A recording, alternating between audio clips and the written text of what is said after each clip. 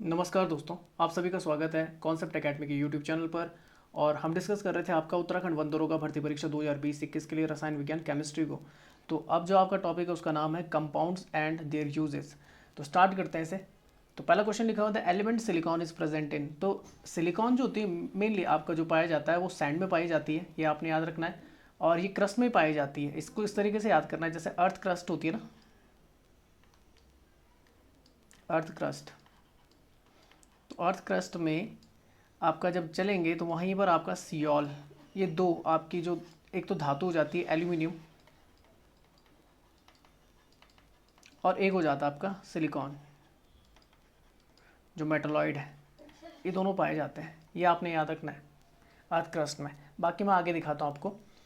तो लिखा हुआ है the element silicon is present in the sand. Silicon is obtained from the sand and is a poor conductor of the electricity. याद रखना। पर लिखा हुआ but by chemical process it becomes a good conductor. The surface and their interior of the silicon chip are called the integrated circuits. याद रखना जो IC बनती है, आईसी चिप बनती है, मेनली आपकी सिलिकॉन की बनती है और इसमें कई सारे आपके ट्रांजिस्टर जुड़े हुए रहते हैं। अच्छा, नेक्स्ट चलते silicon use to make alloy like the aluminium silicon बना सकते हैं या फेरो सिलिकॉन बना सकते हैं, जिसे आपका आयरन सिलिकॉन भी बोला जाता है। सिलिकॉन की अगर बात की जाए तो एटॉमिक नंबर 14 आता है और एटॉमिक मास इसका क्या आपका 28 यूनिट है। अच्छा, आगे चलते लाइमस्टोन। अगर लाइमस्टोन की बात करते हैं तो limestone is a sedimentary rock और ये मेनली आपका इंडिया में राजस्थान, मध्य प्रदेश, आंध्र प्रदेश और गुजरात, छत्तीसगढ़ की तरफ पाया जाता है।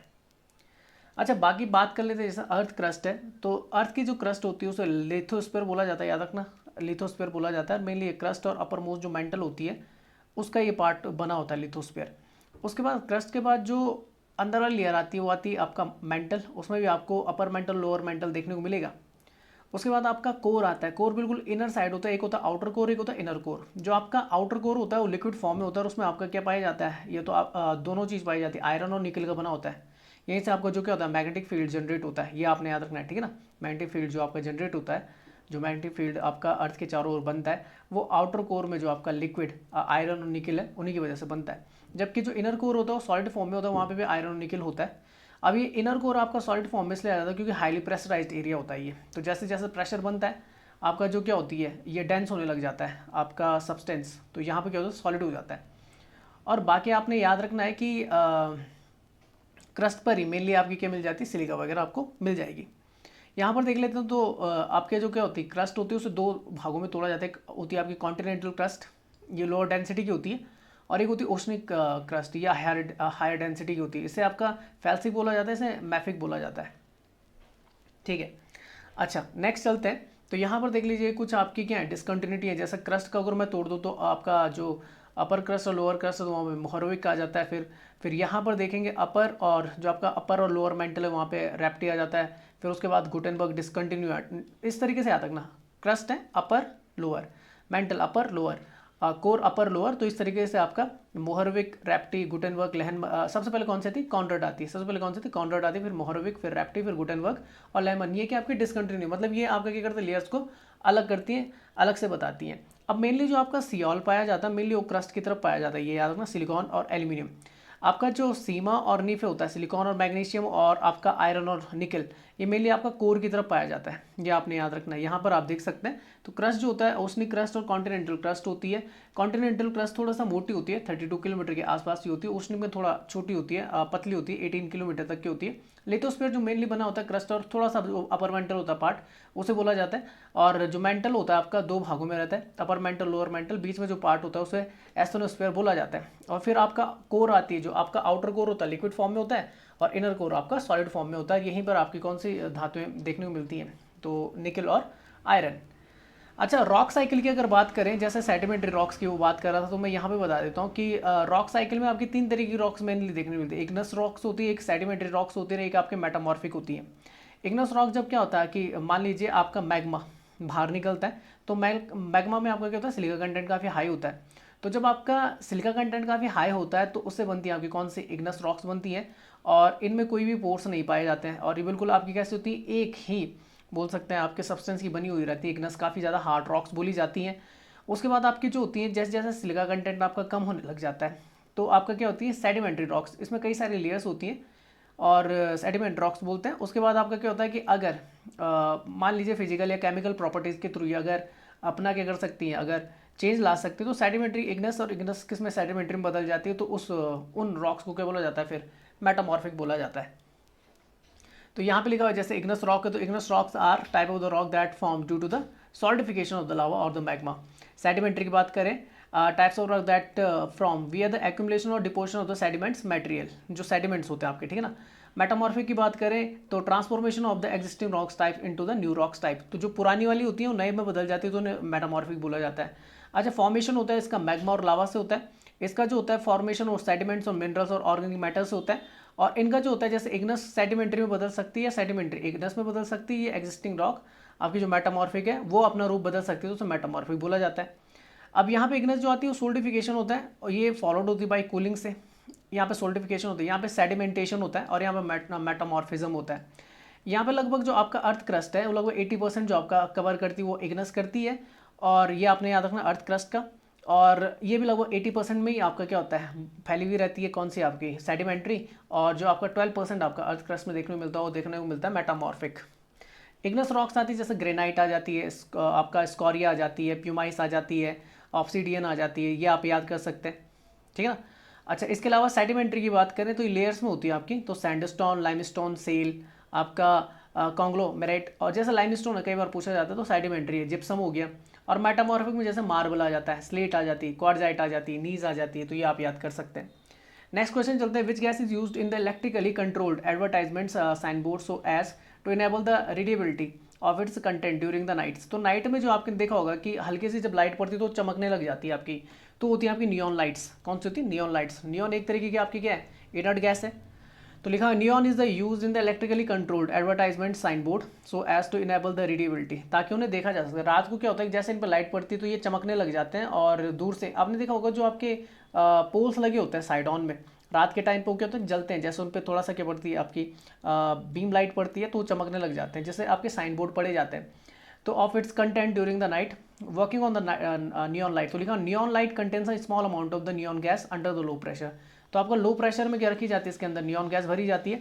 Electricity provides energy to remove the electrons away from the neon atoms and ionise them. Ions are attracted to terminal of the lamp, hence completing the electric circuit.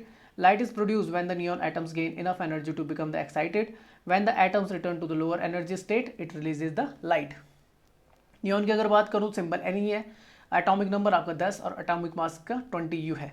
Inert gases की बात करें तो 18 ग्रुप में fall करती हैं, जिसमें आपका helium, neon, argon, krypton, xenon और रेडॉन आ जाती है।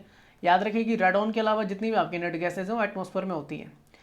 रेडॉन जो होती है आपकी आर्टिफिशियली मेक की जाती है। आर्गन की अगर बात करें तो आर्क वेल्डिंग में इलेक्ट्रॉनिक जो बल्ब होता है, पुराना वाला जो होता है इनकंडेंसेंट जो बल्ब होता था, वहाँ पे आर्गन आपका यूज़ किया जाता था। हीलियम की अगर बात करें तो लाइट है और नॉन इन्फ्लेमेबल है, इसलिए बलून वेदर इंडिकेटर में इसका इस्तेमाल किया। जो आपका हॉट बलून होता है वहाँ पे हीलियम यूज़ की जाती है, हाइड्रोजन नहीं की जाती। हाइड्रोजन हालांकि हीलियम से आपकी क्या होती है, हल्की होती है, पर वो इन्फ्लेमेबल होती है। आपका क्या होता है कि नॉर्मल आपका जो टेम्परेचर, अगर आपको डिफरेंस देखने को मिला ना, थोड़ा सा भी डिफरेंस आया टेम्परेचर में, तो वो क्या कर देगी आपकी क्या कर सकती है, रिएक्ट कर सकती है एयर में।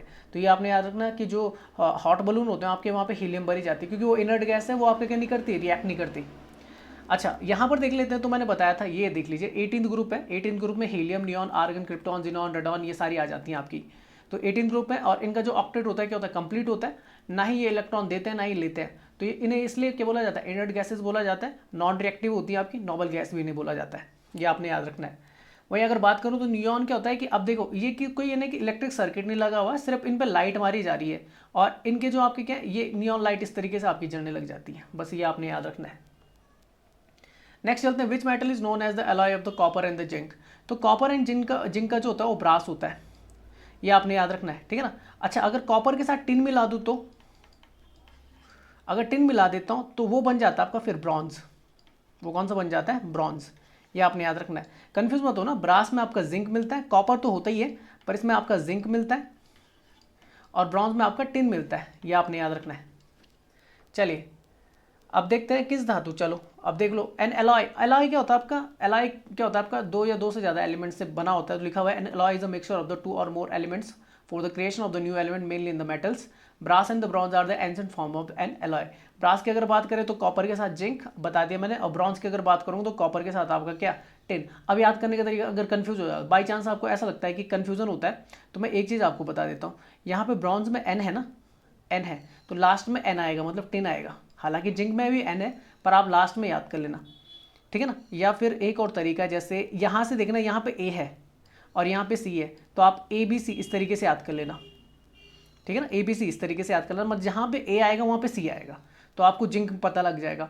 ब्रॉन्ज के केस में आप टिन याद कर लेना बस, ठीक है ना। किसी एक को याद कर लो, दूसरा याद हो जाएगा। एल्यूमिनियम की बात करें तो एल्यूमिनियम आपकी मेटल है, एलॉय नहीं है। ये इसकी ओर जो है वो कौन सी है, बॉक्साइट होती है। कॉपर की बात करें तो ये फाउंड होता है किसमें, गोल्ड, सिल्वर, लेड और जिंक से। तो ब्रास जो होता है कॉपर जिंक से बन जाता है, ब्रॉन्ज आपका कॉपर टिन से बन जाता है। ड्यूरलमाइन जो आपका होता है वो आपका एल्यूमिनियम, कॉपर, मैग्नीज और एल्यूमिनियम से बनता है। सोल्डर अगर देखें, जो आपकी सोल्डर होती है वो टिन और लेड से बनता है। स्टेनलेस स्टील की बात करें तो आयरन, क्रोमियम एंड कार्बन से। प्यूटर जो होता है टिन, कॉपर, एंटीमनी और बिस्मथ से। स्टील की अगर बात करें तो आयरन प्लस कार्बन होता है। नेक्स्ट चलते हैं वॉशिंग सोडा। तो वॉशिंग सोडा का जो फॉर्मूला होता है सोडियम कार्बोनेट, ठीक है ना। तो पढ़ लेते हैं। तो वॉशिंग सोडा को बोलते हैं सोडियम कार्बोनेट, और इसका जो फॉर्मूला होता है वो Na2CO3 10H2O। याद रखना कि Na2CO3 से काम नहीं चलेगा, आपके 10 आपके मॉलिक्यूल्स आ जाएंगे किसके, आपके H2O के, तब जाके आपका सोडियम कार्बोनेट बनता है। जैसे वॉशिंग सोडा बोला जाता है, क्या बोला जाता है, वॉशिंग सोडा। तो वॉशिंग सोडा में आपने याद रखना है कि वॉशिंग सोडा में आपका वाटर मॉलिक्यूल्स आएंगे, और वाटर मॉलिक्यूल्स कितने आएंगे, 10।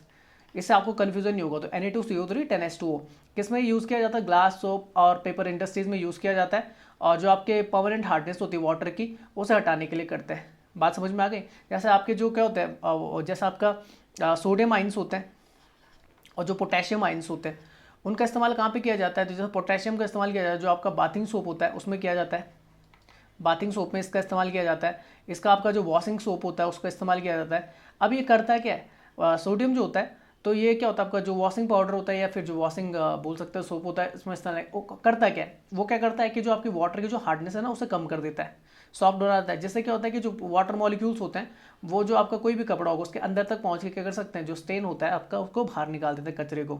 अच्छा, कैल्शियम कार्बोनेट की अगर बात करें तो कैल्शियम कार्बोनेट का, सोडियम कार्बोनेट आपको याद हो गया होगा Na2CO3 10H2O, कई बार पूछा जाता है। कैल्शियम कार्बोनेट की अगर बात की जाए तो CaCO3 बोला जाता है इसे। इसका यूज़ लाइम और टूथपेस्ट में किया जाता है कैल्शियम कार्बोनेट का। सोडियम क्लोराइड की अगर बात की जाए तो आप जानते हैं फॉर्मूला होता है NaCl, आपका टेबल सॉल्ट है, कॉमन सॉल्ट भी से बोला जाता है। सोडियम बाइकार्बोनेट में आपने याद रखना है कि सोडियम बाइकार्बोनेट में, यहाँ पे देखो कंफ्यूज मत होना, जो सोडियम कार्बोनेट है वो वॉशिंग सोडा होता है। सोडियम बाइकार्बोनेट में बी लगा हुआ है, मैं ऐसे याद करता हूँ, सोडियम बाइकार्बोनेट यहाँ पे BI लिखा हुआ है, यहाँ पे बेकिंग हो जाएगा फिर, तो ये बेकिंग सोडा होता है। यहाँ पे H आपका एड ऑन होता है, तो NaHCO3 इसका फॉर्मूला होता है, NaHCO3 कहाँ पे यूज़ किया जाता है, तो फायर एक्सटिंग्विशर जो होते हैं आपके या बैकरीज रेगेंट्स में आपका इनका इस्तेमाल किया जाता है। चलो नेक्स्ट चलते हैं। Majority of the iron ore found in India in which of the quality. तो ये जो पाई जाती है वो हेमेटाइट के फॉर्म में पाई जाती है मेनली इंडिया में। अच्छा, तो लिखा हुआ है कि the majority of the iron ore found in India is the hematite quality. Hematite and the magnet are the most prominent of the iron ores found in India. Of those, two hematite is considered to be the most important iron ore because of its high grade quality and the lumpy nature, which is consumed by the large number of the steels and the sponges irons industry. तो मतलब होता है steel किस में बनता है, आपका iron पड़ता है, क्रोमियम उसके साथ आपका थोड़ा बहुत जो मजबूती देने के लिए कार्बन मिला दिया जाता है, बहुत ही कम मात्रा में मिलाया जाता है कार्बन। तो sponges iron industries in the country, iron ores are mainly the magnetite Fe3O4, hematite Fe2O3, siderite होता है आपका Fe3CO3, एक होता है आयरन पायराइट जैसे फूल्स गोल्ड भी बोलते हैं, तो वो आप याद रखना। अच्छा, आयरन की अगर बात करें तो आयरन जो आपका the iron and the steel industry took birth in the India in the 1870 when the Bengal Iron Works Company stabilise its plant in the Kulti West Bengal. तो सबसे पहले जो लगा था 1870 में लगा था आपका भारत में आयरन स्टील इंडस्ट्रीज का जो प्लांट था बंगाल में लगा था, और ये लगाया था आयरन वर्क्स कंपनी ने। लार्ज स्केल आयरन जो आपका स्टील प्रोडक्शन वो किया था शुरुआत 1907 में, जब आपका टिस्को फॉर्म हुई थी। टिस्को की फुल फॉर्म थी Tata iron and steel corporation. ये कहाँ पे थी, जमशेदपुर झारखंड में, ठीक है ना। अच्छा, नेक्स्ट चलते हैं। As per the data from the international iron and the steel institution, the India is the 7th largest producer of the steel in India. At present India is the 5th largest crude steel producing country in the world. अच्छा, याद रखना steel manufacturing में अब भारत दूसरे number पे, पहले number पे China आता है स्टील प्रोडक्शन में, और इंडिया दूसरे पे आता है, और तीसरे पे आता है आपका जापान। चलिए आगे चलते हैं। नेक्स्ट क्वेश्चन है, wax is a complex chemical compound of. तो ये दो से बनता है आपका, एक तो कार्बन एक हाइड्रोजन। वैक्स मतलब मोम। तो कार्बन और हाइड्रोजन के आपके मॉलिक्यूल्स होते हैं, मतलब वैक्स होता है क्या है, बहुत ही आसान है। हाइड्रोकार्बन होता है ना, अरे मेनली क्या होता है, ये आपका किससे निकलता है, क्रूड ऑयल होता है, उसी का जो क्या होता है आपके, जब आपका फ्रैक्शनल डिस्टिलेशन प्रोसेस के थ्रू कई सारी चीज़ें अलग कर दी जाती हैं, जो मैं नेक्स्ट वीडियो में आपका लेके आऊँगा हाइड्रोकार्बन, वहाँ पे समझा दूंगा। तो अलग अलग टेम्परेचर पे आपके अलग अलग क्रूड ऑयल से क्या निकाल दिए जाते हैं, अलग अलग सब्सटेंसेज निकाल दिए जाते हैं। उनमें से एक वैक्स भी होती है, तो वैक्स मेनली किसकी बनी होती है, हाइड्रोकार्बन की, मतलब उसमें कार्बन और हाइड्रोजन कंटेंट होता है। अब लिखा it's chemical formula is CnH2n+2 on the melting. अब CnH2n+2 किसका है, आपका एल्केन का है, ये एल्केन के लिए यूज होता है ना, केन के लिए, ठीक है। On melting it is a low viscosity and is insoluble in the water but soluble in the organic non polar solution. तो ये वाटर में तो इनसॉल्युबल है, पर सॉल्युबल हो जाता है ऑर्गेनिक नॉन पोलर सॉल्यूशन में। Few important properties are white solid in the appearances. याद रखना कैसे होता है, दिखने में व्हाइट सा होता है, सॉलिड होता है और ऑर्डरलेस होता है, इसमें गंध नहीं होती। और इसका जो मेल्टिंग पॉइंट होता है लगभग 46 to 68 डिग्री सेंटीग्रेड के आसपास होता है, जबकि बॉइलिंग पॉइंट लगभग 370 डिग्री सेंटीग्रेड के आसपास होता है। It is used in the beauty product as well as in the preparation of the medicine, candles and the manufacturing of the decoration items, वहाँ पे इस्तेमाल किया जाता है। तो ये देख लीजिए, एक क्वेश्चन पूछा जाता है कि जो आपका कैंडल बर्न होती है तो वहाँ पे कौन कौन से आपको चेंजेस देखने को मिलते हैं। तो याद रखना दोनों तरीके के चेंज होते हैं, फिजिकल भी होता है, केमिकल भी होता है, पूछ लिया जाता है बोथ, याद रखना है। फिजिकल क्या होता है कि आपकी जो वैक्स होती है वो क्या होती है, मेल्ट कर जाती है, गलने लग जाती है। और दूसरा कि आपकी जो केमिकल, आपका जो वैक्स होती है वो जलने लग जाती है, तो पिघलती भी है और जलती भी है। इसलिए ये फिजिकल और केमिकल दोनों आपका क्या आ जाता है, चेंजेस यहाँ पे देखने को मिलते हैं जब आपकी क्या कैंडल जलती है। अच्छा नेक्स्ट चलते हैं, the natural source of the hydrocarbon is. तो नेचुरल सोर्स आपका क्या होता है, क्रूड ऑयल होता है, ये आपने याद रखना है। चलिए, तो अब लिखा हुआ है, देखो लिखा हुआ है the natural source of the hydrocarbon is crude oil. Hydrocarbon are highly combustible and the produce carbon dioxide water in the heat when the burn.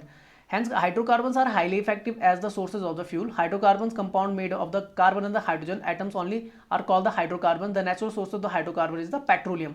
अब देखो दो तरीके के हाइड्रोकार्बन होते हैं, एक सैचुरेटेड होता है, एक अनसैचुरेटेड होता है। अब सैचुरेटेड कौन सा होता है, hydrocarbon in which the carbon atoms are singly bonded are called the saturated, जिनमें आपका सिंगल बॉन्ड से कनेक्टेड होते हैं। और इन्हें बोला जाता है आपका एल्केन्स या फिर पैराफिन बोला जाता है, जिनका फॉर्मूला होता है CnH2n+2। याद रखना कि हाइड्रोकार्बन दो तरीके के होते हैं, सैचुरेटेड हाइड्रोकार्बन जिन्हें एल्केन्स बोला जाता है या पैराफिन बोला जाता है, सेकंड नाम क्या है, पैराफिन है। फॉर्मूला क्या होता है, CnH2n+2। दूसरा होता है unsaturated hydrocarbons, the hydrocarbon in which the carbon atoms are either double या ट्रिपल बॉन्ड से कनेक्टेड होते हैं, तो उन्हें अनसैचुरेटेड। तो सैचुरेटेड में आपका सिंगल बॉन्ड, अनसैचुरेटेड में आपका डबल या ट्रिपल बॉन्ड। अब डबल बॉन्ड है तो उन्हें एल्कीन्स बोला जाता है, ENES आ जाता है, इसका फॉर्मूला जाता है CnH2n+CnH2n। और अगर ट्रिपल बॉन्ड आएगा तो वहां पे आ जाता है एल्काइन, इसका फॉर्मूला होता है CnH2n-2। तो ये आप याद कर लेना। नेक्स्ट चलते थे, chemical formula of the quicklime is. तो क्विकलाइम का फॉर्मूला होता है आपका CaO, कैल्शियम ऑक्साइड। तो लिखा हुआ है कि कैल्शियम ऑक्साइड, और इसे क्विकलाइम या बर्न लाइम भी बोलते हैं। और calcium oxide is one of the oldest chemical known to humans. Properties of the calcium oxide, जैसे ये आपका कैसा है, एमोफरस सॉलिड है, मेल्टिंग पॉइंट इसका लगभग बहुत हाई है, 2572 डिग्री सेंटीग्रेड है। It is very stable compound and the withstand high temperature. It is prepared from the calcium carbonate. तो कहाँ से प्रिपेयर्ड होता है, कैल्शियम कार्बोनेट से, CaCO3 से। तो CO आपका निकल जाता है, उसके नहीं CO आपका बच जाता है और CO2 आपकी क्या होती है, गैस रिलीज हो जाती है। तो ये आपने याद रखना है, कैल्शियम कार्बोनेट से बनता है। यूजेस क्या है भाई, it is extensively used for the medicinal purpose and the insecticides. It is used in the manufacturing of the cement, paper and the high grade steel. It is used as the reagent in the laboratories for the dehydration precipitations और reaction. अच्छा CaCO तो calcium carbonate की अगर बात करें तो लिखा हुआ कंपाउंड नेम क्या होता है, कैल्शियम कार्बोनेट। सीमेंट और स्टील मैन्युफैक्चरिंग में इस्तेमाल होता है, health care, plastic and rubber manufacturing में इसका इस्तेमाल किया जाता है। दूसरा आता है कैल्शियम क्लोराइड। तो calcium chloride CaCl2 production of the activated charcoal, the electrolyte in the sports drink and deicing. तो स्पोर्ट्स जो ड्रिंक होती है उसमें कैल्शियम क्लोराइड ही आपका मिला हुआ रहता है। इसमें क्या होता है, हाईली इलेक्ट्रोलाइट्स आपके पाए जाते हैं। CaOH का होल ट्वाइस जो होता है आपका, जिसे बोला जाता है कैल्शियम हाइड्रोक्साइड, इसे बोला जाता है स्लेक्ट लाइम। इसे क्या बोला जाता है, स्लेक्ट लाइम बोला जाता है। ये आपने याद करना है। CO को क्या बोला जाता है, क्विक लाइम। स्लेक्ट लाइम का फॉर्मूला, ये paper production, food processing, sewage treatment, construction में इसका इस्तेमाल किया जाता है। नेक्स्ट चलते हैं, what is the chemical formula of dry eyes. तो ये होता है आपका कार्बन मोनोऑक्साइड। तो लिखा हुआ है dry eyes common name of the solid carbon, अरे यार कार्बन मोनोऑक्साइड क्यों बोल रहा हूँ, सॉलिड ये सूखी बर्फ क्या होती है, ड्राई CO2 होती है, ड्राई, ठीक है ना। CO2 तब होती है जब आपका क्या होता है, जब आपका कंबंशन किया जाता है, कंबंशन प्रोसेस के थ्रू। तो उसमें होता है क्या कि आपका जो क्या होता है, जो हाइड्रोकार्बन्स होते हैं, जैसे CnH2n, जो मैं CN और यहाँ पे कुछ लिख देता हूँ, ये हो गया आपका। तो आपका क्या O2 की प्रेजेंट में, ऑक्सीजन की प्रेजेंस में आपका क्या होता है, मेनली आपका क्या बाहर निकल जाती है, कार्बन डाइऑक्साइड बाहर निकल जाती है। उसके साथ आपका वाटर बाहर निकल जाता है, वाटर मॉलिक्यूल्स। पर जब आपका कंबंसन क्या हो जाता है, आपका बोल सकते हैं पूरी तरीके से नहीं हो पाता, मतलब ऑक्सीजन की कमी आ जाती है। जब क्या होती है, ऑक्सीजन आपकी क्या हो जाती है, लेक ऑफ ऑक्सीजन हो जाती है। तब क्या होता है, लेक ऑफ ऑक्सीजन, ऑक्सीजन की अगर कमी हो जाए तब आपका CO2 प्रोड्यूस नहीं होता, तब आपका कार्बन मोनोऑक्साइड प्रोड्यूस होता है। मैंने बताया था ये 200 टाइम्स मोर सॉल्युबल होता है किसके साथ, हीमोग्लोबिन के साथ, ठीक है ना।